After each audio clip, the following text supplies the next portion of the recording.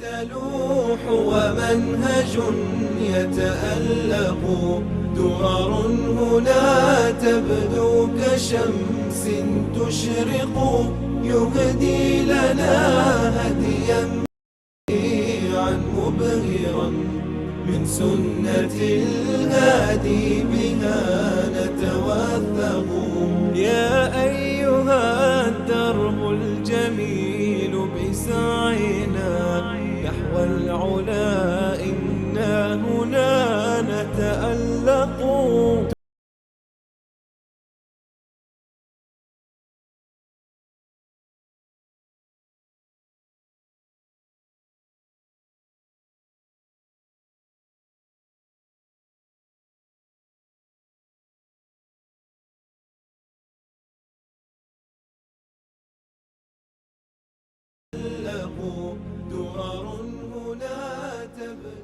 بسم الله الرحمن الرحیم. الحمد لله رب العالمین و صلاة و السلام علی سید الانبیاء والمرسلین حبیبنا محمد و علی آله و صحبه اجمعین. و درود و سلام خدمت شما بینندگان عزیز و گرامی. امیدوارم که الله سبحانه و تعالی به تک تک شما حقجویان عزیز سعادت دنیا و آخرت رو نصیب بکنه. سعادت دنیا و آخرت در راه توحید و یکتاپرستی است و در این راه شاید خیلی از انسانها با شبهات و با وسوسه های شیطان های جنی و انسی روبرو بشن که ما انشاءالله در این برنامه تعدادی از این شیاطین انسی رو معرفی می کنیم که در پی گمراه کردن مسلمانان جهان خاصتا شیعیان هستند. آخوندها و عمامه به سرهای قم و تهران و نجف و کربلا که با شبهات و با دروغ‌ها و تلبیس‌ها و خیانت‌های خودشون میخوان تیشه به ریشه دین مبین اسلام بزنن. در این برنامه که همونطوری که میدونید اسمش شاید برای خیلیا عجیب باشه، همونطوری که در بعضی از سایت‌ها و خبرگزاری‌هاشون در مورد این برنامه نوشته بودن و خیلی دستپاچه شده بودن که در این برنامه داریم به اصطلاح در مورد امامان اهل بیت صحبت میکنیم که اعتقادشون اعتقاد محمد ابن عبدالوهاب بوده، یا اینکه اعتقاد محمد ابن عبدالوهاب که ایشون رو مؤسس به اصطلاح مذهب وهابیت میدونن، ایشون همون اعتقادی رو داشته که امامان اهل بیت رضی الله عنهم اجمعین و علیهم السلام داشتن. در این برنامه در خدمت حضرت مولانا عبدالقدوس دهقان هستیم که قبل از اینکه وارد بحث بشیم عرض سلام و ادب دارم خدمتشون. در خدمت شما و تمامی بینندگان عزیز و ارجمند که این برنامه رو دنبال میکنند عرض ادب و سلام و وقت بخیر دارم. السلام علیکم و رحمت الله و برکاته. و در خدمت شما خواهم بود با برنامه دیگر از سری برنامه‌های امامان وهابی شیعه و نگاهی به عقیده امامان اهل بیت و مراجع امروزی شیعه و همچنین در مقایسه با عقیده امامان اهل سنت من جمله محمد ابن عبدالوهاب و شیخ الاسلام ابن تیمیه رحمت الله علیهم اجمعین. جزاکم الله خیر. قبل از اینکه حضرت استاد وارد بحث بشن، من چون قول دادیم که در شروع هر برنامه اینو متذکر بشیم که ما در اولین قسمت برنامه امامان وهابی شیعه 3 پیام فرستادیم به 3 تن از آیات اعظام و از معروفترین مراجع و علمای شیعه در ایران که بیشترین مقالات، کتب و سخنرانی ها و برنامه ها در ارتباط با وهابیت داشتن و دروغ ها، تلبیس ها و خیانت های فراوانی رو در تالیفات و کتاب هاشون مرتکب شدن که بعضی از اونها رو در هفته گذشته از کتاب آیین وهابیت که نوشته یکی از این آیات به اصطلاح اعظامشون بود جعفر سبحانی در برنامه حضرت استاد نشون دادن و مخالفت هایی که این آیت الله با اهل بیت رسول الله صلی الله علیه و سلم داشته رو از مصادر و منابع شیعه خدمت شما عزیزان نشون دادن. ما به 3 تن از این آیات اعظام، آیت الله ناصر مکارم شیرازی، آیت الله نجم الدین طبسی و آیت الله جعفر سبحانی که بیشترین فعالیت ها رو به اصطلاح بر علیه وهابیت داشتن، نامه‌ای فرستادیم و از این آقایون خواستیم که در مورد عقیده امامان اهل بیت که ما در این برنامه ثابت خواهیم کرد که همون عقیده ای رو اونا داشتن که محمد ابن عبدالوهاب و شیخ الاسلام ابن تیمیه و علمایی که متهم به وهابی بودن اصلا از طرف روافض همون اعتقاد و عقیده رو داشتن. من متن این نامه رو سریع خدمت شما ایزان میخونم. احمد جان اگر بتونید نشون بدید. بسم الله الرحمن الرحیم. خدمت مرجع عالی قدر جان تشیع آیت الله العظما ناصر مکارم شیرازی، السلام علیکم و رحمت الله. با توجه به تعریفات و تلاش‌های گسترده جناب عالی در نقد وهابیت و شناخت عمیقی که از منابع و باورهای امامان شیعه دارید، از شما درخواست داریم که برای تبیین حقایق و روشن شدن افکار عمومی شیعه و سنی حداقل 3 عنوان از ابواب کتاب توحید، مهمترین تالیف عقیدتی شیخ محمد ابن عبدالوهاب رحمه الله را که به نظر جناب عالی تضاد بیشتر و آشکارتری با عقاید امامان 12گانه شیعه دارد انتخاب نموده و خلاف آن را از گفتار صریح و صحیح و بی‌معارض امامان شیعه اثبات نمایید و برای آنکه جای هیچ توجیه، ابهام و تردیدی باقی نماند مؤکداً استدعا داریم که به نکات زیر عنایت فرمایید. حداقل 3 باب را انتخاب نمایید. ابوابی را برگزینید که با عقاید ائمه شیعه تضاد بیشتر و آشکارتری داشته باشد. صرفاً از روایات و گفتار امامان شیعه استدلال نمایید. روایات مورد استدلال 1 صریح، 2 صحیح، 3 بی‌معارض باشد. و چنانچه کتاب توحید شیخ محمد ابن عبدالوهاب را با عقیده امامان شیعه در تضاد نمی‌بینید، احتراما نظر خویش را در این مورد اعلام بفرمایید. پیشاپیش از پاسخگویی جناب عالی سپاسگزاریم. برنامه تلویزیونی امامان وهابی شیعه ایمیل live@vesalfa.tv 2 محرم سال 1438 هجری قمری. تشکر احمد جان. تاریخ نامه کتبی هست که شما پست کردید، وگرنه اصل نامه‌ای که ایمیل کردیم قبل از این هست تاریخ. بله، تقریبا در اواخر ماه ذوالحجه بود نامه‌ای که از طریق ایمیل فرستادیم. بعد آقای ناصر مکارم شیرازی ناز کردن و گفتن که این ایمیل رو به دفتر معظم الله از طریق پست بفرستید که ما این نامه رو از طریق پست هم فرستادیم. اینم از طریق پست سریع احمد جان نشون بدید که برای ایشون این نامه فرستاده شده. در ایران، استان قم، شهر قم، ابتدای خیابان شهدا، دفتر آیت الله مکارم شیرازی، کد پستی 371 56 16756. به دفتر ایشون هم این نامه ارسال شده. امیدواریم که انشالله داشته باشن این مردانگی رو که حداقل یک جوابی بدن به این نامه. و همین متن و همین نامه عنوانی آیت الله نجم الدین طبسی و آیت الله جعفر سبحانی هم ارسال شده. جناب استاد در خدمت شماست. الحمد لله رب العالمین و صلی الله علی نبینا محمد و علی آله و صحبه اجمعین. اجازه بدید که من بدون مقدمه به خاطر اینکه فرصت کم داریم وارد مبحث اصلی بشم و از جای آغاز بکنیم که هفته گذشته مبحث ما ناتمام ماند. آقای جعفر سبحانی و آقای طبسی و همچنین آقای مکارم شیرازی در کتاب‌هایی که در این زمینه قبلا معرفی کردم برای اثبات جواز سوگند خوردن به نام غیر الله مطلبی را آورده بودند که خود الله متعال در قرآن کریم به نام غیر الله به مخلوقات خودش سوگند خورده. نتیجه این می شود پس بنابراین کاری که الله خودش انجام داده ما هم می توانیم که انجام بدهیم. من در پاسخ این شبهه بهتر بگیم تا به دلیل به صورت مفصل در هفته گذشته کاملا مطالبی رو عرض کردم. امروز فقط کتاب مراجع شیعه رو یکی 2 مورد رو خدمت بینندگان عزیز من نمایش میدم تا ادامه برنامه و دلایل دیگرشون. آقایون استدلال کرده بودند چون که الله متعال در قرآن کریم به خورشید و ماه و بقیه مخلوقات خودش سوگند یاد کرده، پس بنابراین ما هم مجاز هستیم به هر چی که دلمان خواست قسم یاد بکنیم.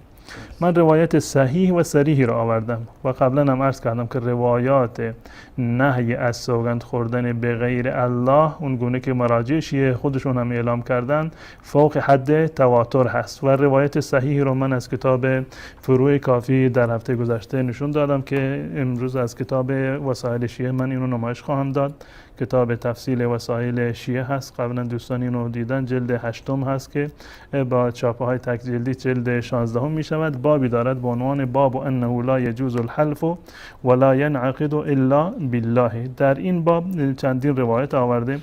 روایت اول از ابی جعفر ثانی هست، دقیقا همون چیزی را که مراجع کنونی شیعه به عنوان استدلال خودشون برای اثبات جواز قسم خوردن به نام غیر الله ذکر کردند، امامان شیعه اینو رد کردند.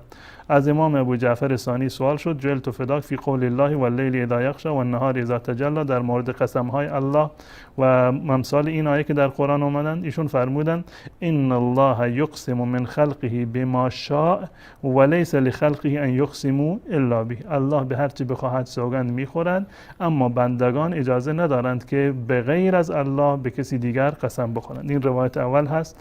و روایت دوم از صادق از آبائه یعنی النبی، و روایت سوم که دقیقاً همین مطلب رو بیان کرده محمد ابن یعقوب که من از کتاب خود کلینی قبلا اینو نمایش دادم، از علی ابن ابراهیم عن ابیه عن ابن ابی عمر عن حماد عن محمد ابن مسلم قال قلت لابی جعفر، امام باقر رحمت الله علیه همین سوال رو کرده که واللیل اذا یغشی و النجم اذا هوی و ما اشبه ذلك، فقال ان لله ان یقسم من خلقه بما شاء وليس لخلقه ان یقسم الا به، که الله متعال به هر چی بخواهد از بندگانش سوگند یاد میکند و بندگان اجازه ندارند که به غیر نام الله به کسی دیگر سوگند یاد بکنند.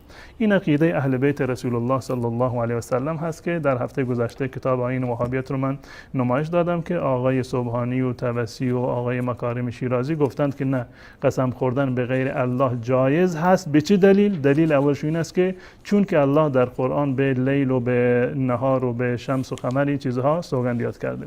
شیخ الاسلام ابن تیمیه رحمت الله علیه و به تعبیر آقایون تمام وهابیت، من در هفته گذشته از کتاب تیسیر الحمید که شرح کتاب توحید هست نوشته سلیمان ابن عبدالله ابن محمد ابن عبدالوهاب بود، دقیقاً همین مطلب رو نمایش دادم. امروز فقط از کتاب مجموع فتاوای شیخ الاسلام همین نمونه رو من خدمت شما نمایش میدم.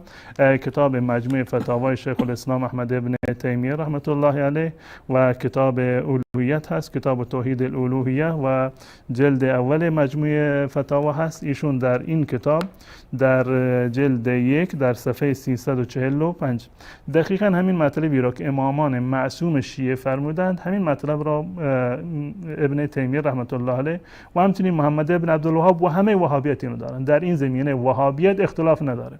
به تعبیر آخرین هر کسی رو که به عنوان وهابی معرفی میکنن عقیدهش همین است که الله متعال به هر چی بخواهد قسم میخورد، اما بندگان چون این اجازه ای رو ندارند که به غیر الله قسم بخورند. دقیقاً همون حرفی رو که امام باقر و امام جواد زدن، همون حرفی رو که ائمه مذاهب اربعه اهل سنت میگه. دقیقاً امام ابو حنیفه وهابی، امام مالک وهابی، امام شافعی وهابی، احمد ابن حنبل وهابی. قبلا در هفته گذشته از ابن عبدالبر من نمایش دادم در اینجا که ایشون گفته بودند که اجماع هست، یعنی تمام علمای اهل سنت و مذاهب اهل سنت اجماع دارند بر این که سوگند خوردن به نام غیر الله حداقل مکروهه. در کراهتش اتفاق نظر دارن. بعضی تحریم گفتند و یعنی شدیدتر از حکمشون و فتواشون، اما حداقلش در تحریم همه متفق هستند. و حتی قدامای شیعه، متقدمین شیعه هم نظرشون همین بود که من از مفید و دیگران در هفته گذشته نقل کردم.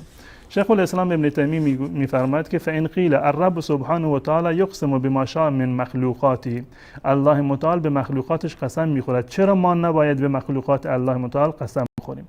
همون سوالی رو که از امام باقر کرده بودن، ایشون هم در جواب میفرماید که لأن اقسامه به مخلوقاتی من باب مدحه و ثناء علیه و ذکر آیاتی، این که الله متعال به مخلوقات خودش قسم میخورد این از باب مدح و ثنا هست که الله متعال به اون مخلوقش مدح و ثنایی رو داشته باشد و آیات و نشانه های خود را ذکر بکند به عنوان معجزات و آیات و نشانه های الهی هست. و اقسامنا نحن بذلك ذالک شرک. اگر ما بخوایم به مخلوقات الله قسم بخوریم این شرکی هست. اذا اقسمنا به، وقتی که قسم بخوریم به منظور حظ غیرنا، تشویق کردن و مجبور کردن دیگران، یا منعشون، یا تصدیق یک خبری، یا تکذیب یک خبری. اگر ما بخوایم به این منظور قسم بخوریم این در واقع یک نوع شرک شمرده می شود و به هیچ عنوان نمی شود که ما انسان را با خالق در واقع قیاس بکنیم که چون که الله متعال قسم خورده پس بنابراین ما هم باید قسم بخوریم. این خلاصه ای از مبحث جلسه گذشته بود که دلیل اولشون، من به جای اینکه دلیل بگم بهتر است بگم شبهه اولشون، زیرا که هیچ گونه دلالتی بر جواز قسم خوردن به نام غیر الله ندارد. از هیچ یکی از امامان اهل سنت و الجماعت و همچنین امامان شیعه با سند صحیح چنین روایتی ثابت نشده و نیست که ایشان گفته باشند که همان گونه که الله به نام غیر خودش قسم خورده شما هم مجاز هستید که به نام غیر الله قسم بخورید. جناب استاد اگر به یاد داشته باشید در تماس‌های اخیری که داشتیم در هفته گذشته بعضی از بینندگان گفتن که خب حالا در صحیح مسلم فلان روایتی اومده و در صحیح بخاری اومده و همون شبهاتی که به اصطلاح این آیات اعظام در کتاب‌هایی که تهمت و دروغ بستن به قول خودشون وهابیت، به موحدین، به یکتاپرستان، گفتن در این مورد هم توضیح بدید. قول دادیم که در هفته آینده صحبت بله، البته شما فرمودید که این مبحث رو خلاصش بکنیم، مجبوریم در این جلسه تمومش بکنیم، تمام دلایلشون یک جا انشالله بررسی خواهیم کرد و هفته بعد انشالله موضوع دیگری رو خدمت بینندگان عزیز خواهیم بود. این کتاب آیین وهابیت هست که قبلا خدمت بینندگان عزیز من نمایش دادم، دوستان اینو دوربین فعال بکنن. آیین وهابیت استاد جعفر سبحانی که مشخصات این کتاب رو من قبلا هم نشون دادم. سوگند به غیر خدا، قبلا گفته که وهابیان سوگند به غیر خدا را جایز نمیدونن، اما ما بدون تعصب این مسئله را ثابت میکنیم و دلایل ما بر جواز قسم به غیر خدا که میخواد ثابت بکند که قسم به غیر خدا جایز هست. دلیل اول قرآن مجید بود که این دلیل رو قبلا من به صورت مفصل خدمت بینندگان عزیز نمایش دادم. نقطه دیگه رو عرض بکنم این است که هیچ یکی از آیات عظام و غیر عظامشون درباره اثبات جواز سوگند خوردن به نام غیر الله از ائمه شیعه دلیل نیاوردند. هیچ کدامشون. یک دلیلی آوردند که در آخر اینو عرض خواهم کرد که سیدنا علی رضی الله تعالی عنه در کتاب نهج البلاغه در خطبه هاشون لعمری رو استفاده کرده، یعنی لفظ لعمری رو که اینو گفتند که به معنی قسم است. اما در هیچ یکی از این دلایلی که آوردند از کتابه های و روایات صحیح شیعه چیزی رو نیاوردند. روایات صحیح شیعه کاملا برخلاف این ادعایی هست که مراجع شیعه دارند. اما دلایلی رو که آوردند از کتابه های اهل سنت و الجماعت. دلیل دوم پیامبر گرامی صلی الله علیه و سلم در مواردی به غیر خدا سوگند یاد کرده است که خود موضوع برنامه ما این است که آیا رسول الله صلی الله علیه و سلم به غیر الله، به نام غیر الله سوگند یاد کرده یا یاد نکرده است. حدیثی از صحیح مسلم جاء رجل الى النبي صلى الله عليه وسلم فقال يا رسول الله اي الصدقه اعظم اجرا فقال اما وابيك لتنبأن أن تصدق وأنت صحيح شحيح تخشى الفقر وتأمل البقاء. وجه استدلالشون در اینجا فقط از این جمله هست اما و ابیک، سوگند به پدر تو. این روایت اول. روایت دوم، حدیث دیگر. حدیث دیگر نیز از صحیح مسلم، اینم از صحیح مسلم آوردند. روایت دوم هست که مرد اومد در محضر رسول الله صلی الله علیه و سلم از سرزمین نجد یسأل عن الاسلام، در مورد اسلام از رسول الله صلی الله علیه و سلم سوالاتی رو داشتند.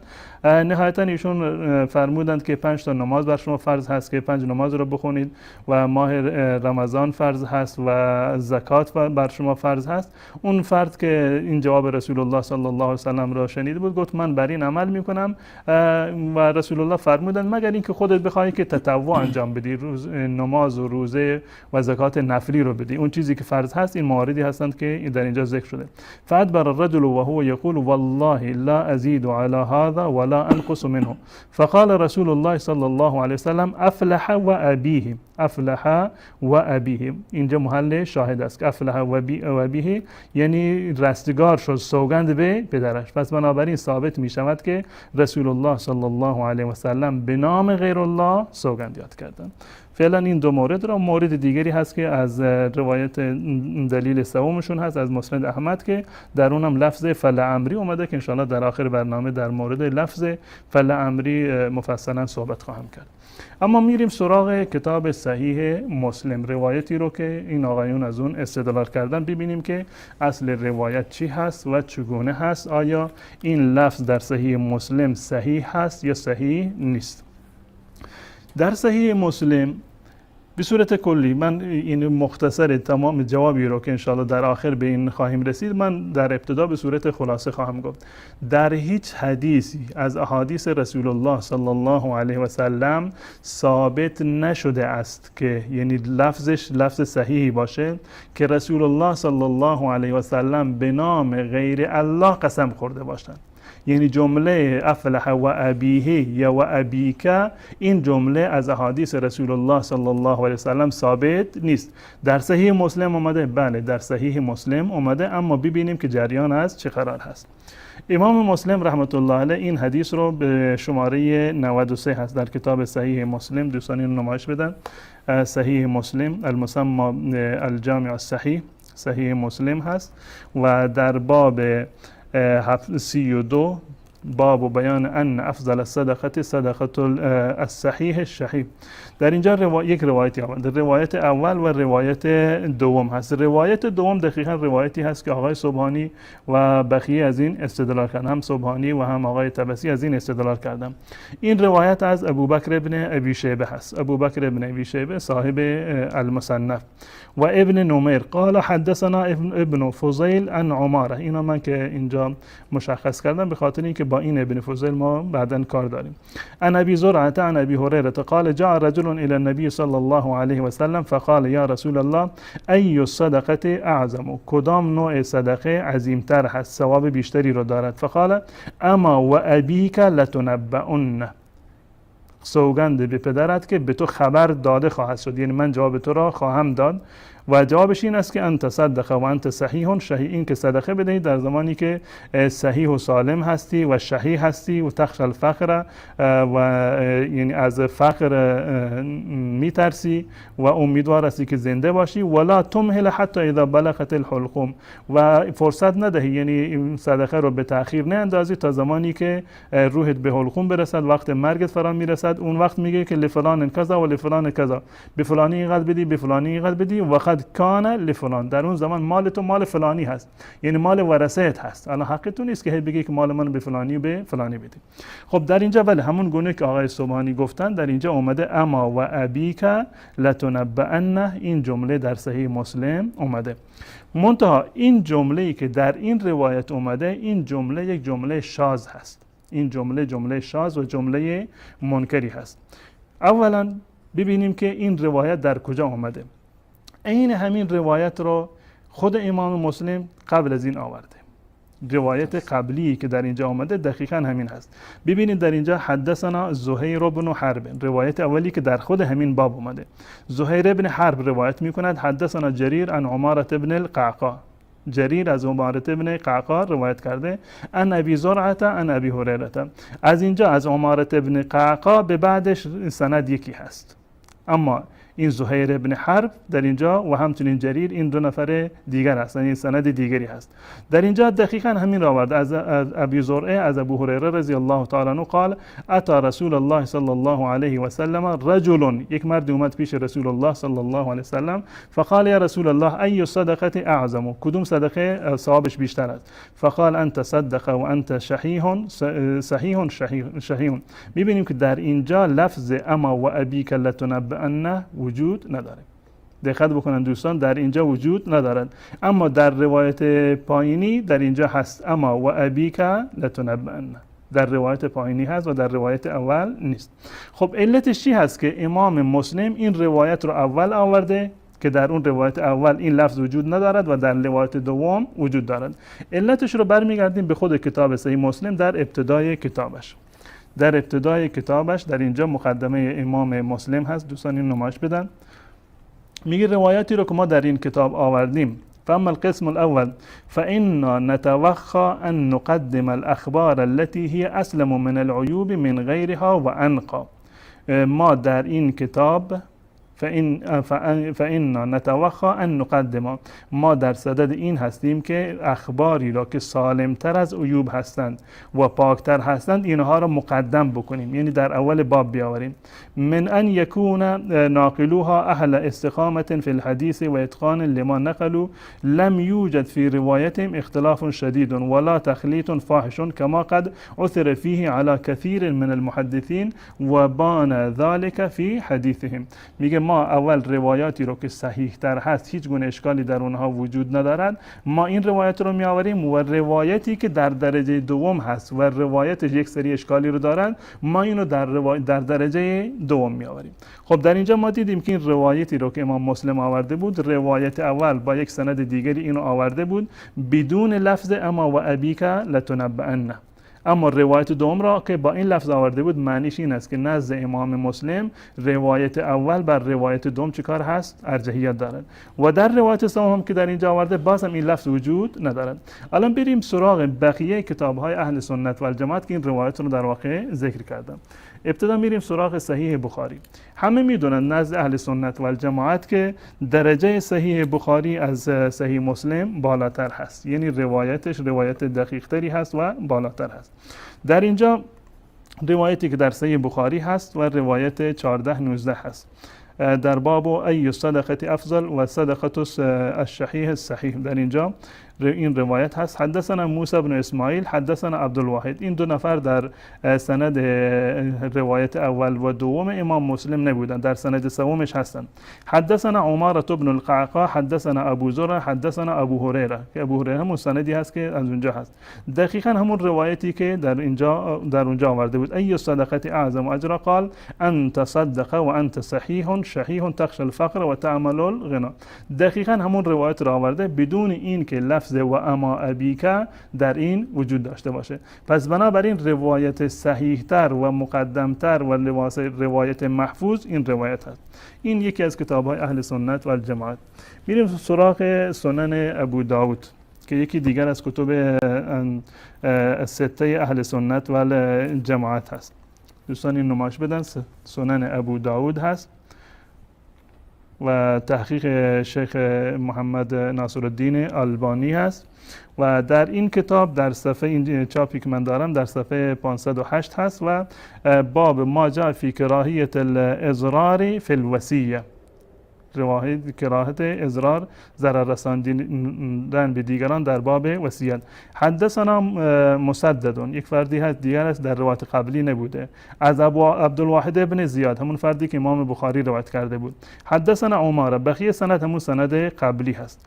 قال عن ابي هريره قال جاء سند صحیح مسلم. از اینجا این عبدالواحد ابن زیاد در روایت سوم امام مسلم هست، اما عماره ابن قعقاع سند اول و دوم و سوم از اینجا به بعد مشترک است. قال رجل لرسول الله صلى الله عليه وسلم يا رسول الله أي الصدقة أفضل قال أنت صدق وأنت صحيح حريص. لفظ حريص در اینجا آمده تعمل البقاء و تخشى الفقر. در اینجا میبینیم که در این روایت هم لفظ اما و ابیک لتنبئن نیامده، بلکه این با سند دیگری هست و کتاب دیگر و راوی دیگر از راویان اهل سنت و جماعت است و این یکی دیگر از کتاب‌های اهل سنت و جماعت. میریم در سراغ کتاب دیگر از کتاب اهل سنت و جماعت در سنن نسائی که هست، در سنن نسائی که هست و جالب اینجا است که در سنن نسائی دقیقاً از همون کسی که امام مسلم رحمت الله علیه این روایت کرده با اون لفظ در این کتاب با سند صحیح برخلاف اون لفظ آمده، برخلاف اون لفظ آمده. در اینجا در کتاب سنن نسائی باب 30 کتاب الوصایا هست. باب اول الکراهیت فی تأخیر الوصیه، مکروه که انسان وصیت را تأخیر بکند. اخبرنا احمد بن حرب، یک کسی دیگر است که در روایت قبلی و در سند ابو داود و مسلم و بخاری نبود. حدثنا محمد بن فضیل، این محمد بن فضیل همون راوی هست که در صحیح مسلم اومده و لفظ چی اومده؟ لفظ اما و ابیک لتنبئن در اون لفظ اومده بود. همین از ابی هریره آوردن، از ابو هریره جاء رجل الى النبی صلی الله علیه وسلم فقال یا رسول الله ای صدقه اعظم اجرا، کدوم صدقه ثواب بیشتری رو دارد؟ قال انت صدق و انت صحیح شحیح تخشى الفقر. همون روایت هست بدون لفظ در واقع اما و ابیک. الان ببینیم روایت صحیح مسلم رو دوستان توجه بکنن. در اینجا همین لفظ ابن فضیل هست، همین که راوی که در اینجا هست ابن فضیل هست از عماره که روایت کردند و این از ابی زره روایت کرده. در اینجا اما و ابیک اومده، در سند امام بخاری نیست، در سند ابو داود سجستانی نبود، در سنن نسائی همین در واقع وجود ندارد. با این که سندی که آقای نسائی امام نسائی آورده دقیقاً همون سندی هست، این از خود محمد ابن فضیل روایت شده، از خود همین راوی در روایت شده و در این هیچ گونه ای از این اثری رو از این لفظ ما در واقع نمیبینیم. الان برمیگردیم به این که این لفظ رو حکمش چی هست، اهل سنت و الجماعت در این زمینه چه نظری رو دادن. شیخ آلبانی رحمت الله علیه دوستان توجه بکنن، این کتاب سلسله ضعیفه هست، سلسله احادیث ضعیفه و الموضوع و اثر و سیء فی الامه و اثر بدی که روایات ضعیف و موضوع در امت گذارن، ناصرالدین آلبانی جلد دهم و قسمت دوم از جلد دهمش هست. در اینجا این روایت رو آورده که روایت 4992 هست، نعم و ابیک لتنبأ ان، که این گفته که این روایت چی هست؟ روایت منکر هست. این روایت منکر هست. کی روایتش کرده؟ مسلم روایتش کرده با این آدرس، ابن ماجه و ابو یعلا و دیگران این رو در واقع روایت کردن. خب این روایت رو گفته منکر هست. در اینجا میگه که بله نعم والله لتنبأن کما فی القضیه الثانیه عند ابن ماجه و خالفه ابن ابی شیبه و عنه مسلم فقال و ابیک مکان والله. در روایت دیگر به جای و ابیک اومده والله. اینجا میگه که اما ابوبکر ابن ابی شیبه که استاد امام مسلم هست اینو با لفظ و ابیک آورده بود که قبلا هم نشون دادیم در سند امام مسلم رحمت الله علیه که با این لفظ اومده بود و این گرفته بود از ابن ابی شیبه. پس بنابراین این روایت در نزد اهل سنت و الجماعت روایت شاذی هست، روایت شاذی هست.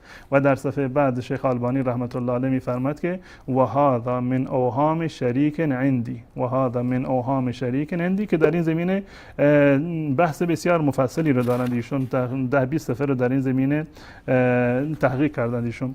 پس بنابراین این روایت که در صحیح مسلم اومده، خود امام مسلم رحمت الله علیه با الفاظ دیگر این روایت رو آورده با سند دیگر که در درجه اول اون سند اولویت دارد. در سندی که صحیح تر هست، در این سندی که صحیح تر هست این لفظ اساسا وجود ندارد. یعنی این که از نظر محدثین و اصول حدیثی اگر یک روایتی با دو لفظ اومده باشد که با همدیگر تفاوت داشته باشند، یک فردی از این افراد راوی هست که ثقه، هر دو تاشون ثقه هستند، هم محمد ابن فضیل ثقه هست و هم اسماعیل ابن جعفر ثقه هست و هم در واقع بقیه کسانی که در این سند هستند هم با لفظی که اما و ابیک وجود داره تمام افرادش ثقه هستند و روایت اولی هم تمام افرادش ثقه هستند. اما میبینیم که در روایت دوم این لفظ و اما ابیک لتنبأن وجود داره، در روایت اول وجود نداره. از نظر محدثین ما این رو میگویند که یعنی یک راوی ثقه با اوثق چیکار کرده؟ مخالفت کرده. یعنی اون کسانی که ثقه تر هستند و قوی تر هستند یک چیزی رو گفتند، این راوی با این که ثقه هست اما مخالف با روایات دیگر حرف زده. از نظر حکم محدثین این روایت شاذی هست یا اینکه منکر هست، همون گونه که شیخ آلبانی رحمت الله علیه رو گفته بودن.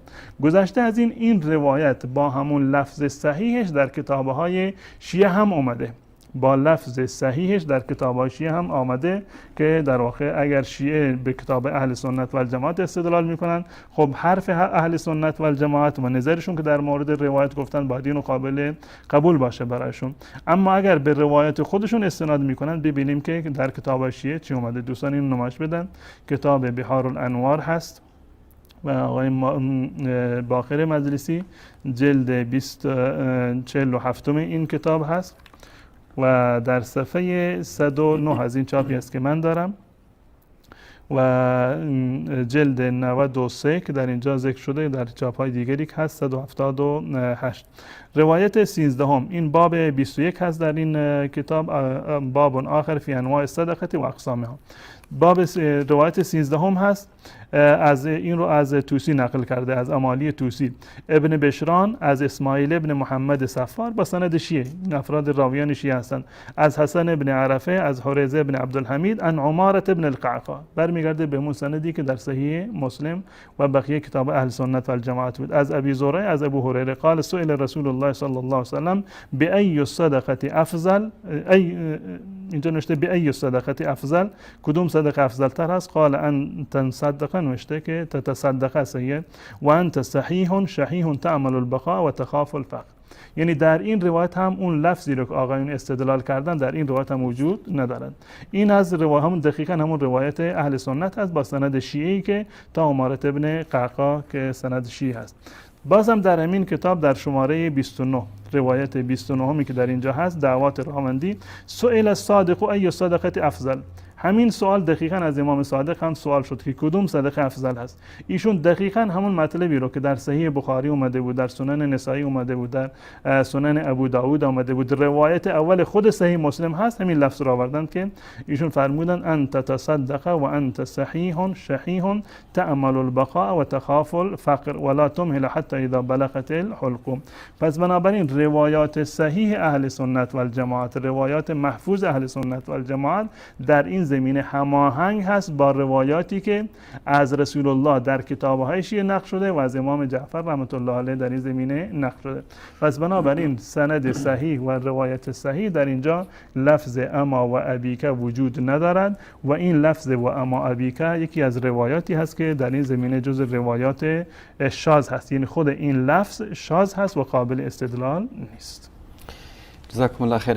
پس به این صورت حالا اگر کسی بیاد بگه که بله در صحیح مسلم شما که ادعا میکنید کتاب صحیح هست، در این هم احادیثی که اینطوری اشکال داره پیدا میشه، جواب این خواهد بود که همون حدیث قبل از اون روایتی با همین معنا با همین متن ذکر شده که صحیح هست. هر دو تا سند صحیح هست. روایت شاذ معنیش این نیست که روایت یعنی سندش اشکال داره.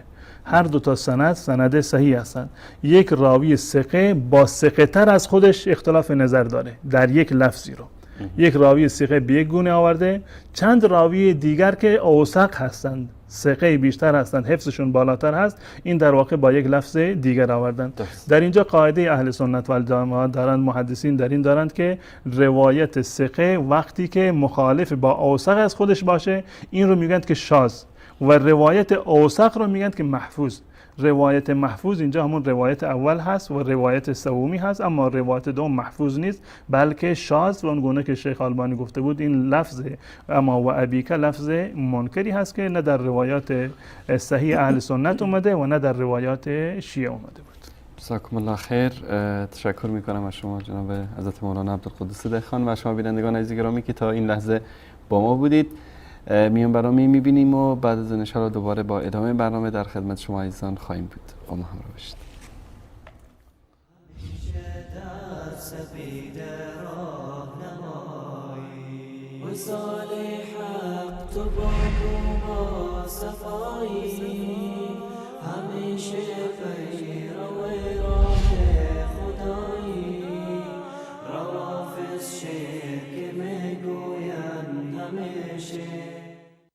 وصال حق تو پاک و با صفایی، همیشه پیرو راه خدایی، روافض شرک میگوین همیشه، حریف نری گویان شمایی.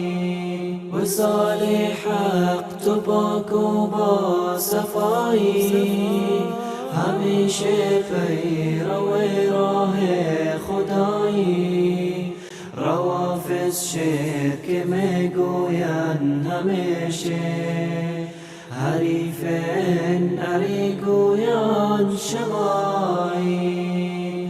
وصال حق وصال حق وصال حق وصال حق، همیشه دیدنت راه حقیقت، حقیقت را به نادانان نمایی. وصال حق خداوند یاورد باد، همیشه در سپید راهنمایی، همیشه در سپید راهنمایی. آقا ما شیعه هستیم، هم سنی بشیم انشاءالله. الله اکبر. اشهد ان لا اله الا الله و اشهد ان محمد رسول الله. الله اکبر. من تازگی موحد شدم. الله اکبر. الله اکبر. عبدالله هستم از آذربایجان. قبلا شیعه بودم، الان اهل سنت شدم. الله اکبر. من میخواستم به اهل تسنن بپیوندم و موحد بشم. الله اکبر.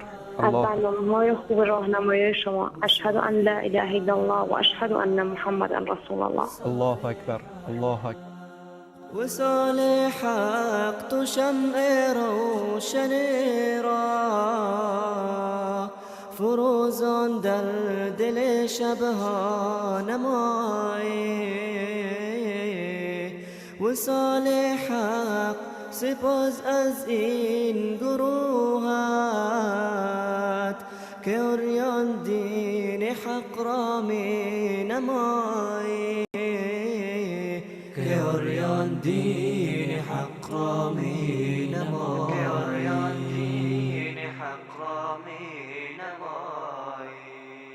وصال حق تو پاک و با صفایی، همیشه پیرو راه خدایی. روافض شعر که میگوین همیشه، حریفین علی گویان شمایی. وصال حق، وصال حق، وصال حق، وصال حق. قيم تلوح ومنهج يتألق، درر هنا تبدو كشمس تشرق، يهدي لنا هديا بديعا مبهرا من سنة الهادي بها نتوثق.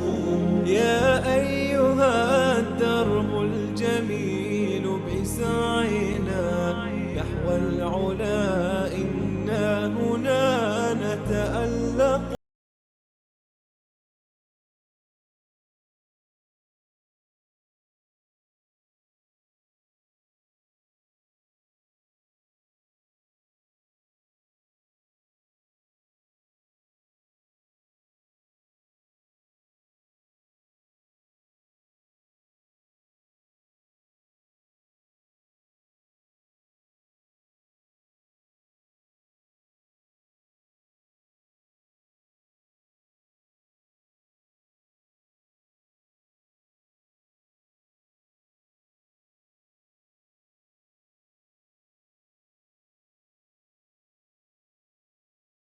این مطلب رو ذکر کرده به روایاتی از اصحاب رسول الله صلی الله علیه و سلم و از رسول الله صلی الله علیه و سلم روایت آورده که سوگند خوردن به غیر الله سبحانه و تعالی جایز نیست و شرک است، و همین روایت ها هم با سندهایی از اهل بیت رسول الله صلی الله علیه و سلم در کتب شیعه ذکر شده. پس همون عقیده ای که محمد ابن عبدالوهاب به نام مذهب وهابیت که ادعا میکنن تبلیغ میکرده، همون عقیده دقیقاً عقیده علی و اولاد علی علیهم السلام بوده.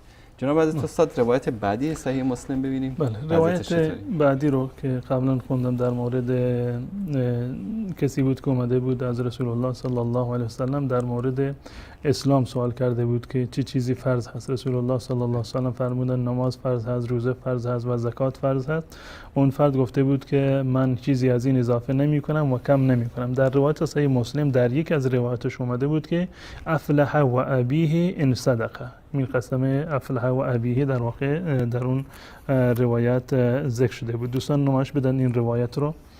دقیقاً همون گونه‌ای که در مورد روایت اولی که استدلال کرده بودم من عرض کردم، این روایت روایت دوم این باب هست. این روایت دوم این باب هست. سندش این است: حدثنا یحیی بن ایوب و قتیبة بن سعید جمیعا عن اسماعیل ابن جعفر. من اشتباه در بحثی که در روایت اول داشتم لفظ اسماعیل ابن جعفر بر زبان من اومد، مال حدیث دوم هست، حدیث اول نیست. عن ابی سهیل عن ابیه، از ابی سهیل از پدرش نقل میکند و او از طلحه ابن عبیدالله نقل میکند که همون جریانی که یک مردی اومد پیش رسول الله صلی الله علیه و سلم و سوال کرد و رسول الله صلی الله علیه و سلم بعد در آخر این حدیث فرمودند: فقال رسول الله صلی الله علیه و سلم افلح و ابیه ان صدقه. افلح و ابیه ان صدقه، که ایشون سوگند به پدرش که ایشون در اگر راست بگویند رستگار میشن. این روایت دوم هست. امام مسلم رحمت الله علیه بنابر اصلی که داشتن روایت اول را که روایت صحیح تر هست و روایت دقیق تری هست اینو در اول آوردن با سند خودشون. باز هم از قتیبة ابن سعید هست، از قتیبة ابن سعید ابن جمیل ابن طریف ابن عبدالله الثقفی. یک تفاوتی در این روایت وجود داره که این حدیث رو تنها از قتیبة ابن سعید نقل می کند، تنها از قتیبة ابن سعید، اما روایت بعدی رو از یحیی بن ایوب و قتیبة ابن سعید نقل کرده، از دو نفر این رو نقل کرده. یعنی روایت قتیبة ابن سعید که روایت صحیح تر هست، این روایتی هست که هم امام بخاری آورده و دیگران آوردن و در اون لفظ افلح و ابیه وجود ندارد. در اینجا غیر از این که مثلا اسماعیل ابن جعفر که عرض خواهم کرد در ادامه سند را، و این قتیبة ابن سعید از مالک ابن انس هست، از امام مالک رحمت الله علیه نقل کرده. در اونجا قتیبة ابن سعید از اسماعیل ابن جعفر نقل کرده بود، یعنی در این سند اسماعیل ابن جعفر وجود ندارد. به جای اسماعیل ابن جعفر مالک ابن انس هست. امام مالک ابن انس رحمت الله علیه سر منشأ مذهب مالکی. فی ما قرئ علیه عن ابی سهیل، بقیه سند یکی از ابی سهیل از پدرش انه سمع طلحه ابن عبیدالله، که از طلحه ابن عبیدالله شنیدند که این مطلب را دقیقاً بیان میکند تا آخر حدیث میان. میبینیم که در اینجا میگوید که افلح ان صدقه، افلح ان صدقه، اگر راست بگوید کامیاب هست و رستگار می شود. یعنی لفظ و ابیه در اینجا وجود ندارد، سوگند به غیر الله وجود ندارد. و این روایت از نظر امام مسلم رحمت الله علیه روایت دقیق تری هست، روایت محفوظ هست، و خصوصا که اسماعیل ابن جعفر با امام مالک رحمت الله علیه قابل مقایسه نیست. ابن عبدالبر رحمت الله علیه میفرمایند که مالک با افرادی مانند این مالک ابن انس رحمت الله علیه با افرادی مانند اسماعیل ابن جعفر در حفظشون و در اتقانشون قابل مقایسه نیستند. حتی امام مالک رحمت الله علیه این جزء اصح الاسانید هست نزد اهل سنت و الجماعت. این یک مطلب اول این که امام مسلم رحمت الله علیه همین روایت را از خود قتیبة ابن سعید نقل کرده با سندی دیگر که از امام مالک نقل کرده که سندش صحیح تر هست و ثقه تر هست و متقن تر هست و این لفظ افلح و ابیه در اون وجود ندارد. نقطه دومی که در اینجا وجود دارد این است که دوستان دقت بکنند که در روایتی که از امام مالک هست این روایت جزم است، در این هیچ ترددی وجود ندارد. دلالت بر این دارد که امام مالک از اسماعیل ابن جعفر چیکار هست؟ قوی تر هست، در حفظشون تردد ندارند. در جواب اینجا فرمودند رسول الله صلی الله علیه و سلم فرمودند که دوستان نمایش بدن افلح ان صدقه، افلح ان صدقه، بدون تردید رسول الله صلی الله علیه و سلم این جمله را فرمودند. اما در روایت بعدی که اسماعیل ابن جعفر هست که این جمله شاذی هست، بازم در اینجا اومده که چی گفتن؟ این مرتبه اومده که افلح و ابیه ان صدقه. خود اسماعیل ابن جعفر نمیدونه که چی گفتن دقیقاً، میگه افلح و ابیه ان صدقه و او دخل الجنه و ابیه ان صدقه. یعنی تردد داره که این جمله رو فرمودن افلح و ابیه ان صدق او دخل الجنه و ابیه ان صدقه. این دلالت بر ترددشون داره که همون گونه که گفتن روایت امام مالک رحمت الله علیه در اینجا روایت قوی‌تر و صحیح‌تری هست. غیر از این عین همین روایت و همین جریان از چند نفر دیگر از اصحاب رسول الله صلی الله علیه و سلم نقل شده که هیچ کدام از اونها این لفظ افلح و ابیه در اونها وجود ندارد که خود امام مسلم رحمت الله علیه در اینجا اونا رو ذکر کرده. روایت بعدی دقیقاً باب بعدی باب سوم هست، باب سوال عن ارکان الاسلام. حدثني عمرو بن محمد بن بكير الناقد حدثنا هاشم بن القاسم ابو النضر حدثنا سليمان بن المغيرة عن ثابت عن انس بن مالك. روایت قبلی از حضرت طلحه بود، طلحه بن عبیدالله رضی الله تعالی عنه، و این روایت از روایت انس هست. این انس هم در اون جریان وجود داشته. قال نهینا ان نسأل رسول الله صلی الله علیه وسلم، ما نهی شده بود که از رسول الله سوال بکنیم. و توضیح میدهد که ما دوست داشتیم یک فردی از بیابان بیاد و سوال بکند از رسول الله صلی الله علیه وسلم تا اینکه ما جوابهای رسول الله صلی الله علیه وسلم را بشنویم. و همین تعریف میکند که فکان یعجبنا ان یجیء الرجل من اهل البادیه العاقل فیسأله و نحن نسمع فجاء الرجل من اهل البادیه. همون جریان رو تعریف میکند که یک فردی از بادیه اومد و سوال کرد یا محمد اتانا رسولک فزعم انک تزعم ان الله ارسلک قال صدق قال فمن خلق السماء. و همون سوالاتی رو که در اون روایت نیومده، یک مقدار متفاوت هست متن این روایت. و نهایتا سوال کرد که چه چیزی بر ما فرض هست از جانب شما. رسول الله صلی الله علیه و سلم فرمودند که صلوات فرض هست، 5 نماز هست و زکات هست و روزه هست. و در نهایت این اعرابی پرسید فبالذی ارسلک الله امرک بهذا، الله تو رو دستور داده؟ قال نعم. قال و زعم رسولک ان علینا حج البیت، گفته که حج هم هست. ایشون فرمودند بله اون قاصد من راست گفته. در آخر این فرد همین جمله رو که در اون روایت اومده بود که والذی بعثک بالحق لا ازید علیهن ولا انقص منهن شیئا، رسول الله فرمودند که لئن صدق لیدخلن الجنه، اگر راست بگوید داخل بهشت میشه. روایت انس هست، قبلی روایت حضرت طلحه ابن عبیدالله رضی الله تعالی عنه بود. این همین روایت از روایت حضرت عبدالله ابن عباس هم اومده، در سنن دارمی اومده که باز هم این لفظ قسم به غیر الله رو ندادن. این همین جریان از روایت حضرت ابو هریره رضی الله تعالی عنه آمده، در باب بعدی هست، روایت 14 و که در اینجا اومده حدثنا ابو بكر بن اسحاق حدثنا عفان حدثنا وهيب حدثنا يحيى بن سعيد عن ابي زرع عن ابي هريره. روایت ابو هریره هست، دقیقاً همون جریان رو دوباره تعریف میکند با الفاظ دیگری که در اینجا اومده. و اون فرد در آخر گفت والذی نفسی بیده لا ازید علی هذا شیئا ابدا ولا انقص منه فلما ولى فقال النبي صلى الله عليه وسلم من سره ان ينظر الى رجل من اهل الجنه فلينظر الى هذا. لفظ قسم در اینجا هم وجود ندارد. غیر از این در کتاب‌های دیگر اهل سنت و الجماعت ما می‌بینیم که باز هم این لفظ وجود ندارد. در روایت صحیح بخاری این لفظ اومده، دوستان نمایش بدم. در اول کتاب الصوم این مطلب اومده، باب وجوب صوم رمضان. حدثنا قتیبة بن سعید، همون قتیبة بن سعیدی که امام مسلم از ایشون روایت کرده بود. اسماعیل ابن جعفر از ابی سهیل. جالب اینجا است که روایت از خود اسماعیل ابن جعفر است که در اونجا از اسماعیل ابن جعفر لفظش یک مقدار تفاوت داشت، لفظ قسم در اون بود، اما در اینجا وجود نداره. اصالت صحیح بخاری و صحتش از صحیح مسلم که خیلی بالاتر است، اما می‌بینیم که در اینجا این لفظ وجود ندارد. همون لفظی رو که در اینجا فقال رسول الله صلی الله علیه و سلم افلح ان صدق او دخل الجنه ان صدق. در صحیح مسلم اومده بود که افلح و ابیه ان صدق، دخل الجنه و ابیه ان صدق. معلوم میشه که اون روایت کلمه و ابیه در اصل روایت نبوده و یک روایت شاذی هست در صحیح بخاری از روایت خود قتیبة بن سعید و اسماعیل ابن جعفر هست از ابی سهیل، اما اون لفظ و ابیه در اون کتاب وجود ندارد. غیر از این در سنن ابو داود با سند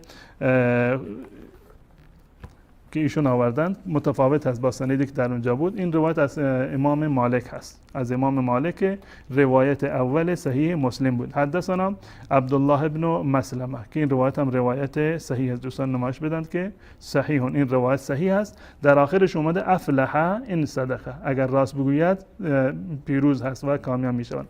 روایت دوم که و ابیه در اون هست شاذ به زیادت، این زیادت و این کلمه شاذ هست، یعنی یک ثقه مخالف مخالفت کرده با اوسخ، کسی که ثقه‌تر هست، و با چندین نفر. عرض کردم که چندین نفر از اصحاب رسول الله که این روایت رو نقل کردند، این داستان اعرابی رو نقل کردند، در اونها هیچ کدوم لفظ و ابیه وجود نداشت که در این روایت اومده افلح و ابیه ان صدق دخل الجنه و ابیه ان صدق، همون روایتی که در صحیح مسلم در واقع اومده بود با این ترددی که وجود داشت. این روایت شاذی هست. روایت صحیح تر روایت اولی هست که افلح ان صدق اومده.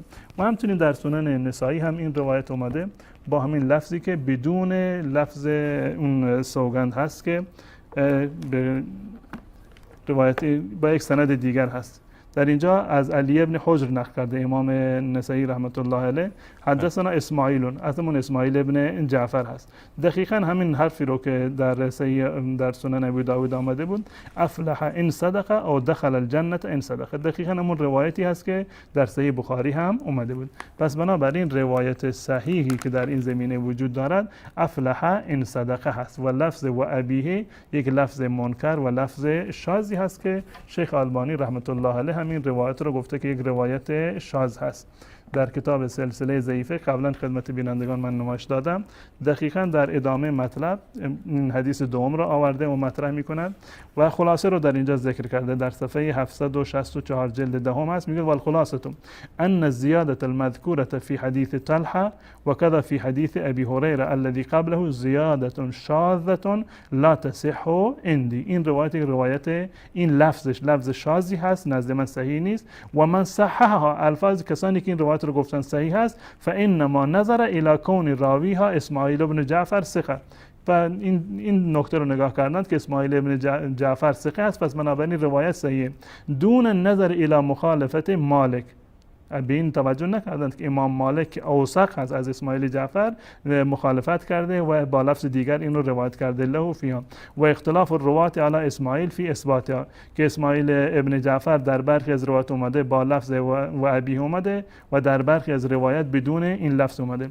فلا جرم ان اعرض عن روایتها امام الائمه ابو عبدالله، میگه بدین خاطر امام بخاری رحمت الله علیه از اون لفظی که در آن و ابیه بود اون روایت نکرده. و هذا هو غایت الدقت فی التخریج، این نهایت دقتی است که امام بخاری رحمت الله علیه در واقع داشتن. پس بنابراین این روایت هم با این لفظی که در اینجا ذکر شده این هم لفظ شاذی هست و قابل استدلال نیست. اگر ما میخوایم که در این زمینه استدلال بکنیم، بنابر روایات عمومی که وجود دارد که رسول الله صلی الله علیه و سلم نهی کردند از قسم خوردن به غیر الله، که روایات نزد اهل سنت و الجماعت زیاد هست و نزد شیعه گفتند که فوق حد تواتر هست، و این روایتی هم که در اون لفظ و ابیه اومده یا ابیک اومده از نظر اهل سنت و الجماعت این روایت شاذی هست و این جمله از رسول الله صلی الله علیه و سلم ثابت نیست. جزاکم الله خیر، بارک الله فیکم. تشکر میکنم جناب مولانا عبدالقدوس دهخان و شما عزیزان که تا این لحظه بیننده برنامه بودید. دو مورد از مواردی رو که ایشون ذکر کرده بودند در کتاب آیین وهابیت آیت الله جعفر سبحانی، حضرت مولانا عبدالقدوس دهخان به شکل مفصل از کتب اهل سنت با دلیل و با مدرک بیان نمودن. این برای انسان هایی که به دنبال حق و حقیقت باشن کافی است. همونه که همونطور که الله سبحانه و تعالی میفرماید فی قلوب مرض، قلبهاشون بیمار هست یا بیمار دل هستن، اونها همیشه دنبال شبهات و شهوات میگردن تا باطل خودشون رو ثابت بکنن. تشکر میکنم از شما حضرت مولانا و شما بینندگان که تا این لحظه با ما همراه بودید. میان برنامه میبینیم و بعد از اون اشاره در خدمت شما عزیزان خواهیم بود.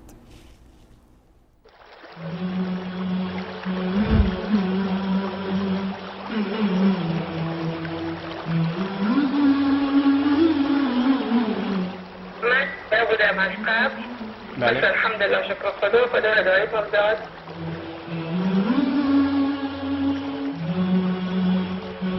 و موعد میشم اشهد ان لا اله الا الله و اشهد ان محمد رسول الله. خود من از یک شیعه بودم که 4-5 ساله که با خوندن قرآن موحد و مسلمان شدم.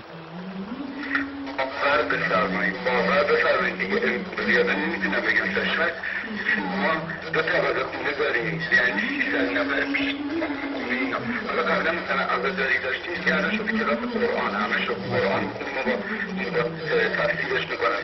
من خودم قبلا شیعه بودم، یه 2-3 ماهی که برنامه‌تون رو دیدم الان از تسنن شدم. أشهد أن لا إله إلا الله وأشهد أن محمد رسول الله. امروز شما به من فهموندید که باید قدر دریازم و به ادام نام محمد روی آورم. الحمدلله الحمدلله الحمدلله الوجود له حمدا يبلغنا رضا أبدا. فمن يرد الله أن يهديه يشرح صدره للإسلام. پس الله هر که را بخواهد هدایت نماید سینه اش را برای پذیرش اسلام می گشاید. ثم الصلاة على المختار سيدنا وآله الكرماء وصحبه الزهداء. الحمد لله. قيم تلوح ومنهج يتألق درر هنا تبدو كشمس تشرق يهدي لنا هديا بديعا مبهرا من سنة الهادي بها نتوثق. يا أيها الدرب الجميل بسعينا نحو العلا إنا هنا نتألق.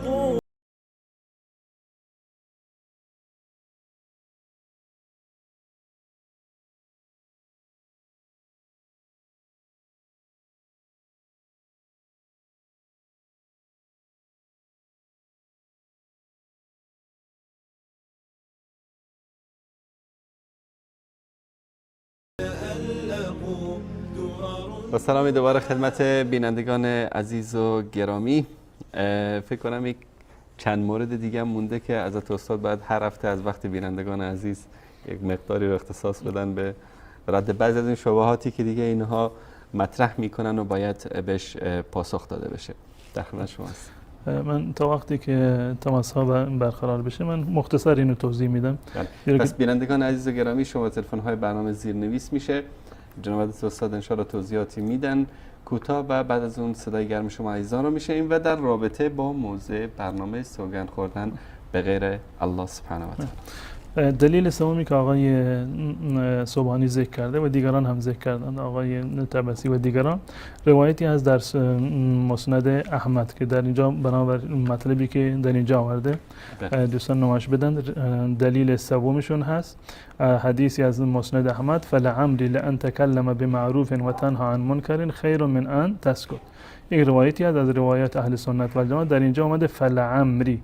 در تفاوتی که این روایت با روایت قبلی داره، در اون روایت گفتند که لفظ شاذ هست و کلمه و ابیه یا و ابیک اومده بود که قسم هست، اما در اینجا صیغه جمله که در اینجا اومده فلعمری یا لعمری هر دو تا صحیح است. این گفته لان تکلم بمعروف، در این روایت اساسا در مورد صحبت کردن در روز جمعه هست، در هنگام خطبه میفرماند لان تکلم بمعروف و تنها عن منکر خیر من ان تسکت، که در اینجا این لفظ فلعمری اومده. این دلیل سوم آقایون هست که در اینجا آوردن و اینجا شماره نزده، منتها این گونه آورده که امیر مومنان علی ابن ابی طالب رضی الله تعالی عنه که نمونه عالی تربیت اسلامی است، در خطبه ها و نامه ها و کلمات خود به طور مکرر به جان خود سوگند یاد کرده است، به جان خود سوگند یاد کرده است که این که فلعمری که گفته و این مطلب را خود آقای ناصر مکارم هم در کتاب سوگندها از این استدلال کرده.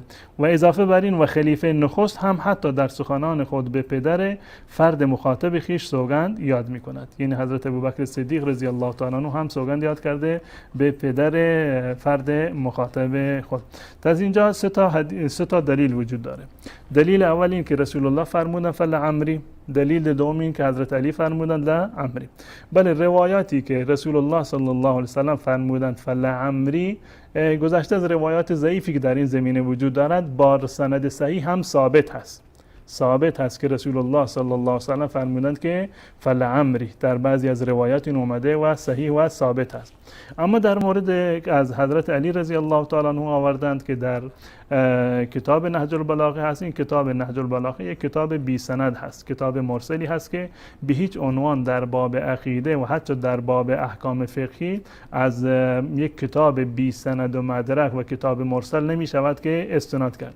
بالفرض این که صحیح باشد، بالفرض این که صحیح باشد و از حضرت علی رضی الله تعالی عنه ثابت شده باشد، و الان ثابت هم که نشده باشد، من عرض کردم از رسول الله صلی الله علیه و سلم ثابت هست. اما این جمله فلعمری قسم نیست. فلعمری در زبان عربی قسم نیست، گرچه برخی از نحوی ها اینو یعنی قسم یعنی تصور کردند، قسم معنی میکنند، اما جمله فلعمری در زبان عربی قسم نیست. در کتاب اهل سنت و الجماعت مفصلا این اومده و ابن ابی شیبه رحمت الله علیه اینو آورده و به صورت مفصل هم گفته که این جمله فلعمری لیس بقسم، این اصلا قسمی صورت نمیگیرد و قسمی شمرده نمیشود، در تکیه کلام عرب بوده و اینو بر زبان می آوردن و منظورشون سوگند خوردن نبوده.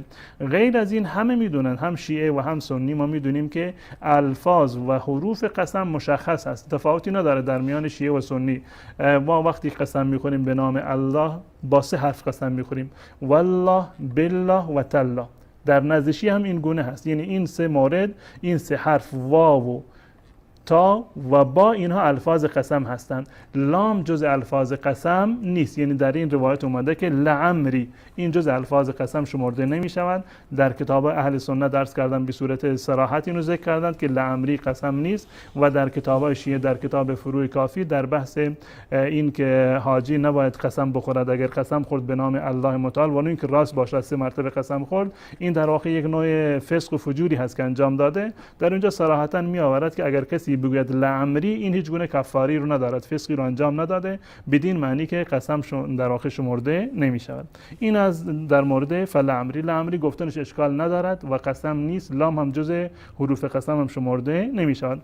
اما مطلبی که از ابوبکر صدیق رضی الله تعالی عنه نقل کردن، این مطلب رو امام مالک رحمت الله علیه آورده در کتاب موطأ خودش که در اینجا هست، اما این سند یک سند مرسلی هست، با یک سند مرسل اینو در واقع ذکر کرده که باز هم در واقع این روایت، وقتی که ما میگیم روایت مرسل هست یعنی اینکه ضعیف است. دوستان نمایش بدن این رو، کتاب موطأ امام مالک هست، امام دارالهجره مالک ابن انس، و در این کتاب در جلد دوم صفحه 38 و روایت 1808 است که این رو نقل کرده از عبدالرحمن ابن قاسم عن ابیه. عبدالرحمن ابن قاسم و قاسم ابن ابوبکر، قاسم ابن محمد ابن ابوبکر است که از پدرش این رو نقل کرده و اساسا این روایت مرسل هست. این قاسم نه پدرش رو دیده و حتی پدرش هم پدر بزرگش در واقع ندیده بوده، یعنی فرزندش این حضرت این قاسم پدر خودش رو ندیده و پدرش هم پدر خود رو در واقع ندیده. و در این زمینه شیخ در کتاب سیر اعلام نبلا صراحتا ابن امام ذهبی رحمت الله علیه این مطلب رو آورده که این روایت در واقع مرسلی هست و به هیچ عنوان نمیشه و از اون استدلال بکنن. این روایت از قاسم هست، قاسم ابن محمد. دوستان نمایش بدن این رو، قاسم ابن محمد، روایت یعنی فرد 18 هم از در اینجا، ابن خلیفه رسول الله ابی بکر الصدیق عبدالله ابن ابی قحافه، و در اینجا میگوید که ولد فی خلافت الامام علی فالروایت عن ابیه عن جده انقطاع علی انقطاع، انقطاع روی انقطاع هست. فکل منهما لم یحق، در روایت در کتاب دیگه لم یلحق اباه، که پدر خودش رو در واقع ندیده. این روایت در واقع مرسلی هست و روایت ضعیفی هست، بالفرض هم که صحیح بوده باشد ابوبکر صدیق رضی الله تعالی مرجع نیست برای اثبات این. وقتی که در روایت دیگر اومده که یعنی نهی کرده رسول الله صلی الله علیه و سلم، بالفرض این که ثابت هم شده باشد که ابوبکر صدیق به نام پدر اون فرد قسم خورده باشد، باز هم این دلیلی برای اثبات حکم شرعی قرار نمیگیرد. جزاکم الله خیر.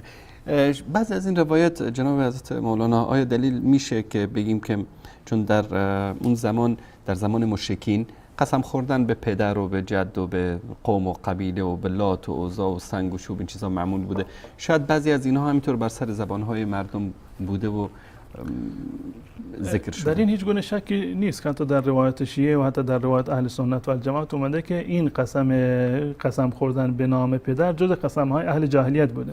حتی شیخ مفید رو نقل کرده که این قسم خوردن به نام پدران جز قسم‌های یهود بوده. بدین خاطر رسول الله صلی الله علیه و سلم در واقع نهی کرده که از شما به نام پدران خودتون قسم نخورید. فرق نمیکنه. الان بعضی از آقایون اومدند اینو توجیه کردند که شاید منظور این باشه اگر پدران کافر بودن به نام پدری که کافر هست قسم خوردن درست نیست. خب همین فردی که در صحیح مسلم شما از اون استدلال کردی حدیثی که آورده بودید که و ابیک، اون فردی هم که اومده بود یا روایت که افلح و ابیه ان صدق، این زمام ابن ثعلبه بوده که خودش تازه مسلمانی بوده بیابانی، قطعا پدرش بر روی کفر مرده.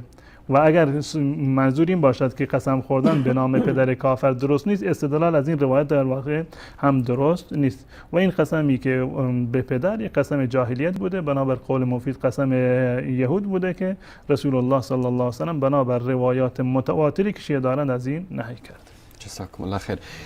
میریم سراغ تماس های بینندگان عزیز و گرامی و موضوع برنامه هم همونطوری که میدونید سوگند خوردن به غیر الله سبحانه و تعالی و اعتقادات ائمه بزرگوار اهل بیت که در تطابق با اعتقادات بزرگان اهل سنت و موحدین بوده و هیچ اختلافی بین این بزرگواران ما نمی بینیم در مسائل اعتقادی. بله، سلام علیکم بیننده گرامی، بفرمایید. سلام علیکم و رحمت الله. سلام علیکم و رحمت الله. همسایه علیکم السلام و رحمت الله و برکاته. همسایه خوب هستید؟ خدمت آقای مولانا دقانم من سلام عرض می‌کنم.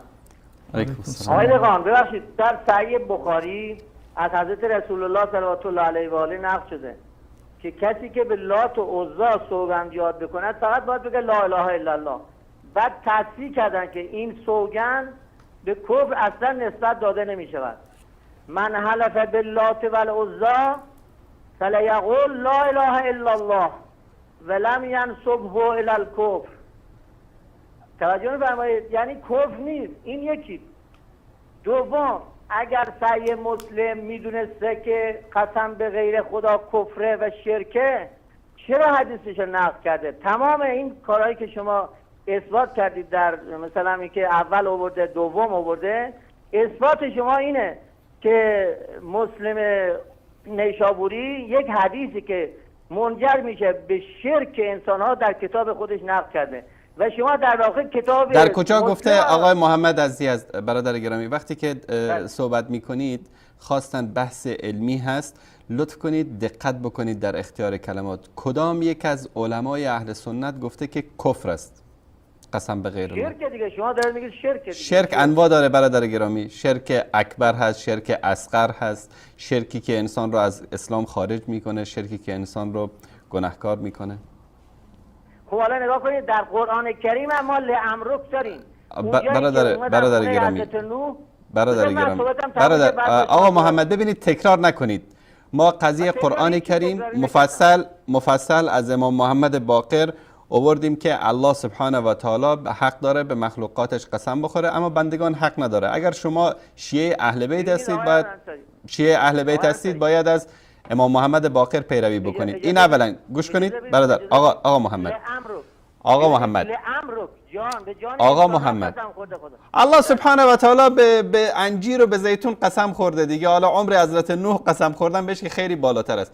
گوش کن برادر بزرگوار، الان شما پیرو صحیح مسلم و بخاری هستید یا پیرو ائمه اهل بیت؟ یک روایت از ائمه اهل بیت بیارید که گفته باشن قسم خوردن به غیر الله جایز است، هیچ اشکالی هم نداره. من توضیح بدم خدمت شما. نه فقط جواب من رو بدید. فقط جواب من رو بدید. یک روایت از اهل بیت. ما اصلا قسم خوردن غیر خدا رو قسم نمیدونیم که نمونه بیاریم برای شما. خلاص تموم شد. پس آقای آیت الله جعفر سبحانی در کتاب آیین وهابیت میاد میگه من در پرتو سخنان اهل بیت ثابت میکنم قسم خوردن به غیر الله جایز است، هیچ اشکالی هم نداره. نگاه کنید این ما الان در رساله های عملی داریم همش. اون هفته آقای هم محترم، آقای آقا محمد جان، برادر بزرگوار، شیخ، برادر ما بزرگوار، چیکار گوش کنید. داریم به آقای صبحانی؟ ما این حرف آقای ماست، صبحانی این حرف ما در هفته گذشته گفتیم، این حرف ما در هفته گذشته گفتیم. چرا پس آیات اعظام شما در مقام به اصطلاح رد به قول خودشون وهابیت میان دروغ میبندن به ائمه اهل بیت؟ چرا؟ نگاه کنید شما دروغ بستید که اینکه مشرک. کی دروغ بسته؟ آقا محمد، آقا محمد، دوستان اگر که ایشون دوباره تماس گرفت صداشون رو وصل بکنید که ایشون یک تهمتی زدن و دروغی گفتن که باید از این دروغ خودش دفاع بکنه.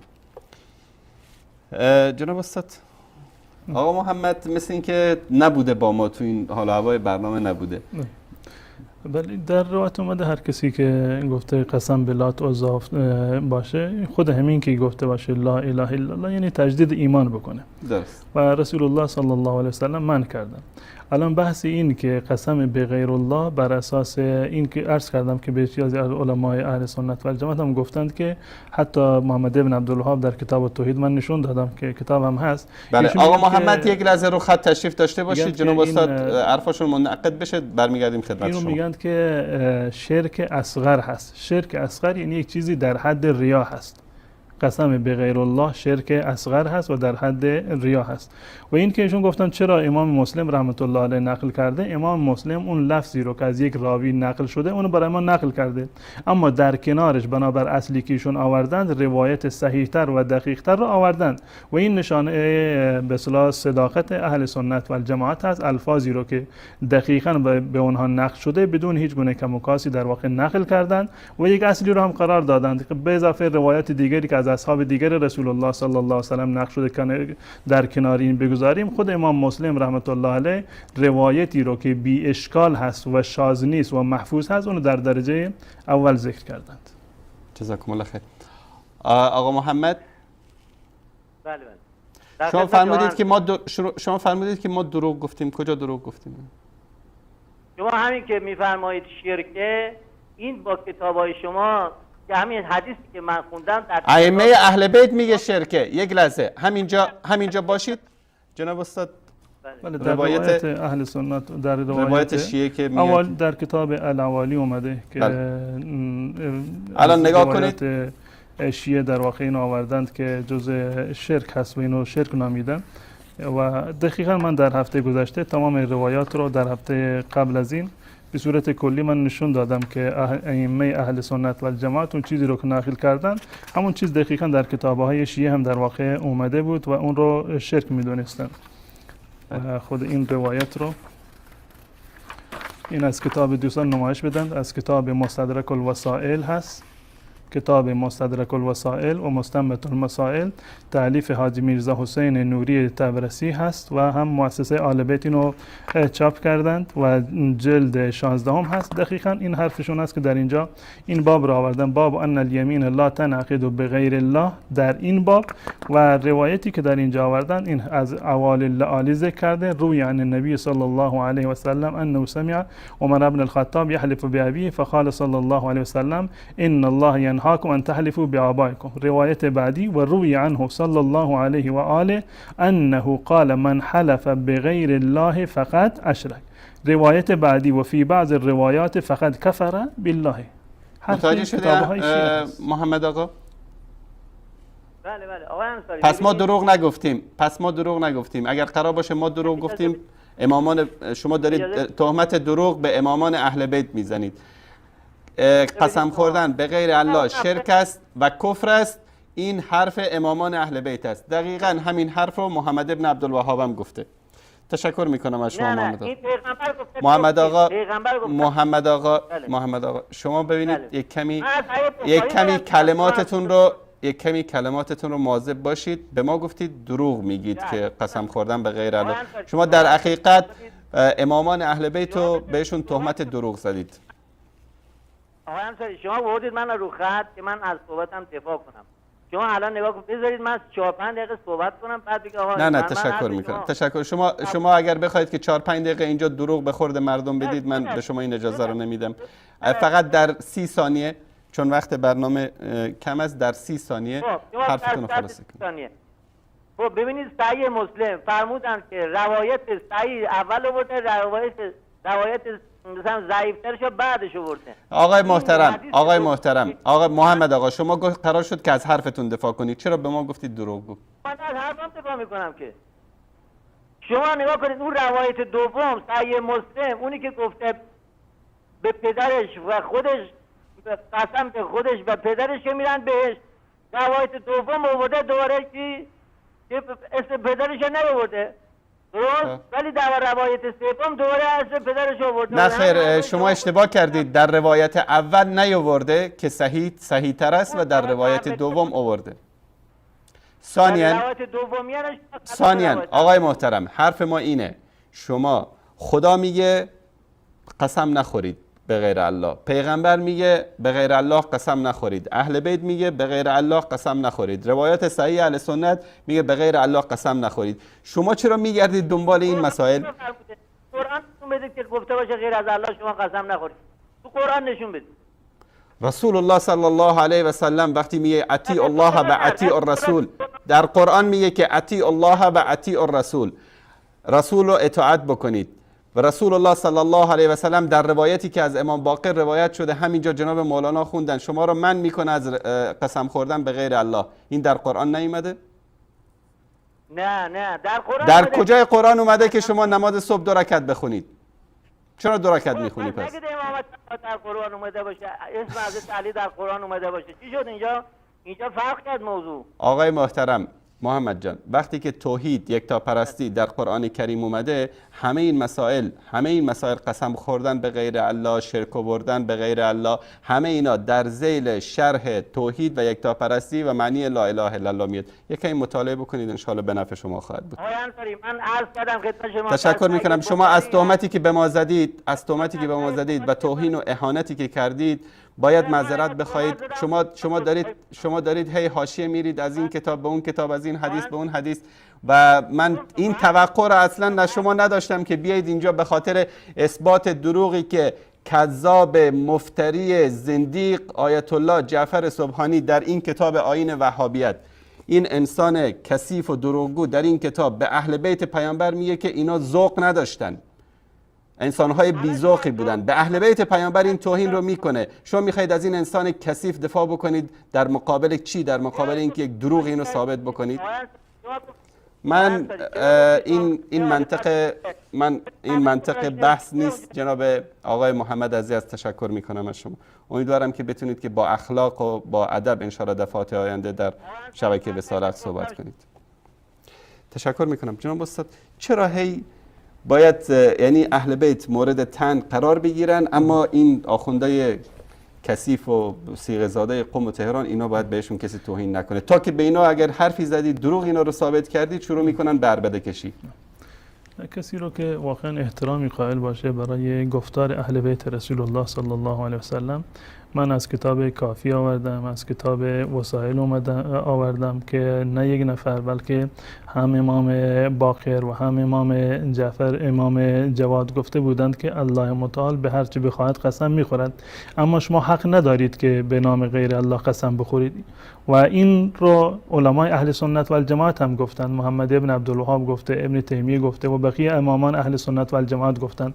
اما مراجع کنونیش برخلاف دستور و برخلاف قول صحیح و صریح امامان اهل بیت دارند حرف میزنند. حرف ما این است که شما پیرو چه کسی هستید؟ پیرو آخوندهای خودتون هستید یا پیرو اهل بیت رسول الله صلی الله علیه و سلم هستید؟ حرف اهل بیت دقیقاً همون چیزی هست که محمد ابن عبدالوهاب گفته، ابن تیمیه گفته، امامان اهل سنت و الجماعت گفتن به اتفاق که قسم خوردن به نام غیر الله جایز نیست. و روایاتی که در کتاب اهل سنت اومده که هر کسی به نام غیر الله قسم بخورد شرک هست، که منظورمون شرک اصغر هست، این همین روایت در کتاب شیعه هم اومده. یعنی اتفاق نظر هست. و در کتابای شیعه مثلا آقای گلپایگانی قبلا عرض کردم، نمایش دادم که در کتاب القضاء خودشون میگن که روایات نهی از سوگند خوردن به نام غیر الله فوق حد تواتر هست.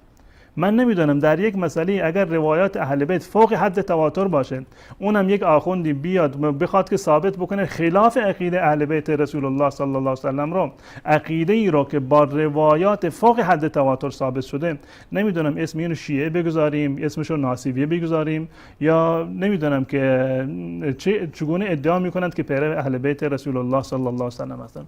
شما اگر معتقد هستید آقای جعفر سبحانی، ما که نامه فرستادیم برای ایشون، شما حداقل اگر حرف شما رو قبول میکنند مراجع خودتون، شما هم سفارش ما رو بکنید پیش آقای مکارم شیرازی، پیش آقای جعفر سبحانی، آقای توسی که مراجع شما هستند، مراجع تقلید هستند، آیات اعظام شما هستند. حداقل شما از ایشان خواهش بکنید که با روایات صحیح و صریح ثابت بکنند که قسم خوردن به نام غیر الله جایز هست.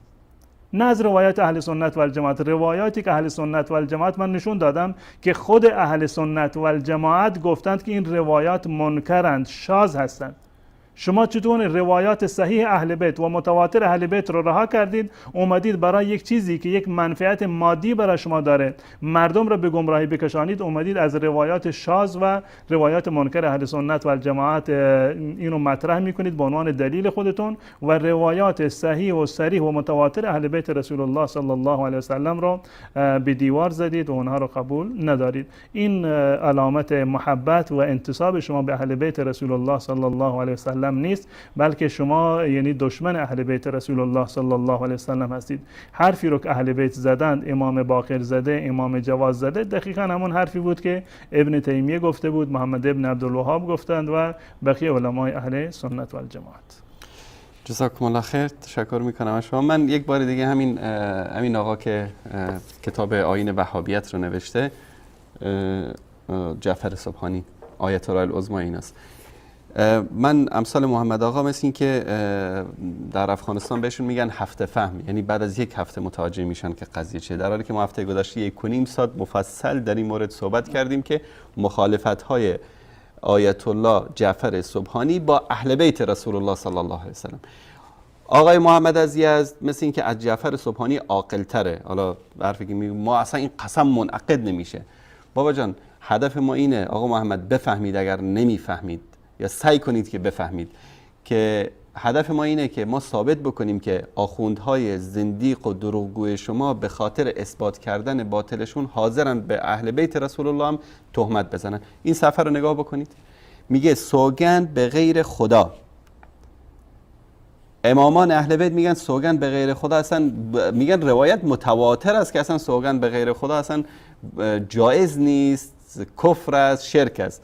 میگه که سوگند به غیر خدا از جمله مسائلی است که وهابی‌ها روی آن حساسیت خاصی دارن. یک از نویسندگان میگه تا الی آخری، میگه که اما ما به فضل الهی در محیط دور از تعصب مسئله رو مورد بررسی قرار داده و کتاب خدا و سنت‌های صحیح پیامبر و پیشوایان معصوم را چراغ راه قرار میدیم. دلایل ما بر جواز قسم به غیر خدا. اول میگه که وهابیت قسم به غیر خدا رو جایز نمیدونن، کفر و شرک میدونن، بعد از اون میاد دلایل واهی، دروغ. جعفر سبحانی، آیت الله العظمی جعفر سبحانی داره دروغ میبنده به اهل بیت رسول الله، به خود رسول الله صلی الله علیه و سلم، به خاطر اینکه بیاد یک چیزی رو بچسبانه به وهابیت و دروغی رو ثابت بکنه. جناب استاد ما فقط هیچ وقت نداریم.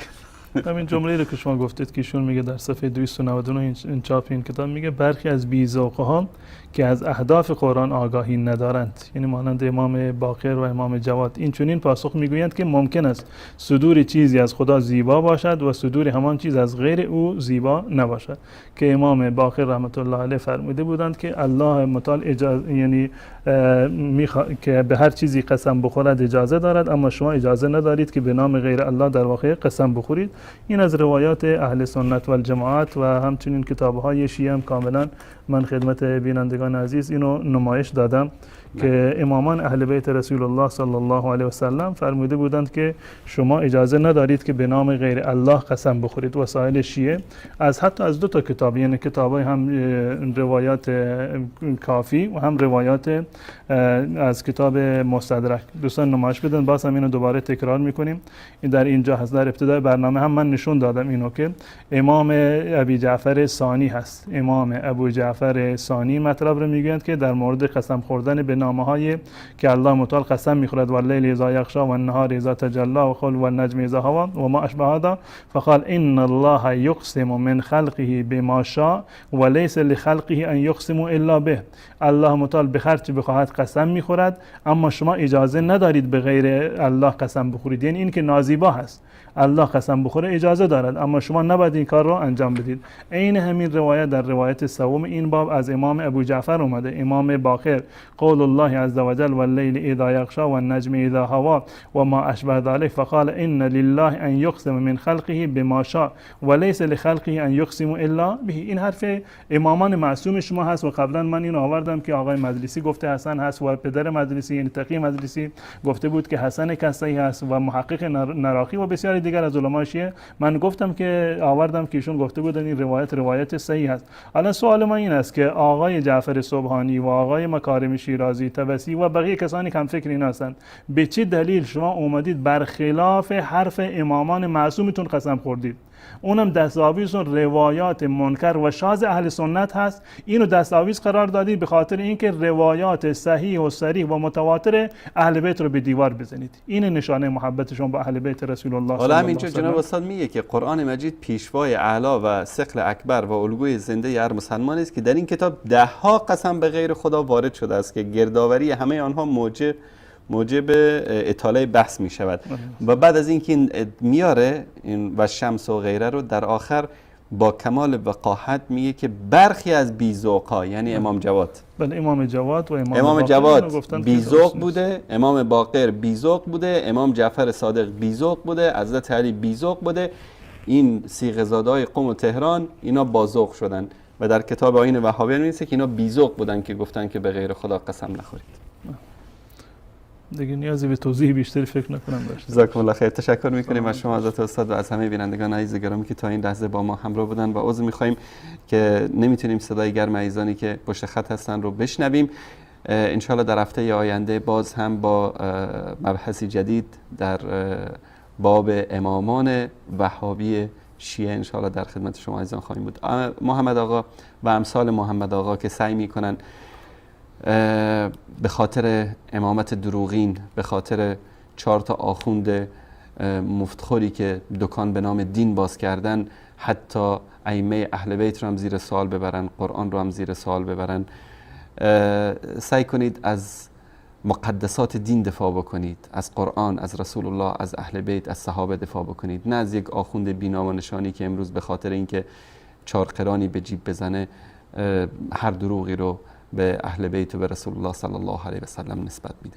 و این برنامه ادامه خواهد داشت ان شاء الله به اذن الله تعالی تا اینکه ما ثابت بکنیم بر همه شما عزیزان که آنچه که امروز به نام مترسک وهابیت در جامعه علم کردن و مردم را ازش میترسانن، میدونید که بزرگترین وهابی علی ابن ابی طالب است، بزرگترین وهابی امام جعفر صادق است، بزرگترین وهابی امام محمد باقر است، بزرگترین وهابی امام رضا است، امام جواد هست، حسن عسکری است. اینها بزرگان وهابیتن، اینها کسانی هستند که همون عقیده‌ای که داشتن عقیده محمد ابن عبدالوهاب، بلکه عقیده محمد ابن عبدالوهاب برگرفته شده از عقیده ناب اهل بیت رسول الله صلی الله علیه و سلم است و ان شاءالله در این برنامه شاهد خواهید بود که ما از کتاب‌های اینا این قضیه رو ثابت بکنیم. جزاکم الله خیر. تشکر از تک تک شما عزیزان. تا فرصت دیگر الله یار و نگهدارتان باد و صلی الله علی سیدنا و حبیبنا محمد و علی آله و صحبه اجمعین. درر هنا تبدو كشمس تشرق يهدي لنا هديا بديعا